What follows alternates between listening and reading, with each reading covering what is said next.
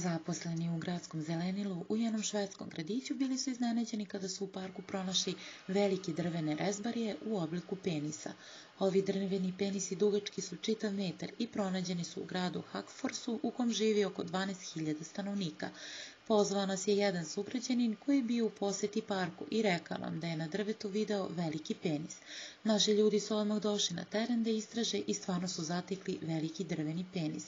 Veliki su i vrlo vešto izrezbareni, rekla je Natalie Anderson, predstavnica za medije opštine Hagfors. Ovo nije prvi put da se ovakve stvari dešavaju.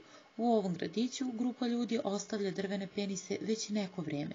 Građani su ih nalazili i u šumi i na bazenu. Neki su lakirani, a neki su ofarbani, rekla je Andersonova. Policija sada traži tvorca, ali ne da bi ga uhapsila, već da bi mu vratila ova umetnička dela. Znaju ko je načinio ove neobične rezbarije.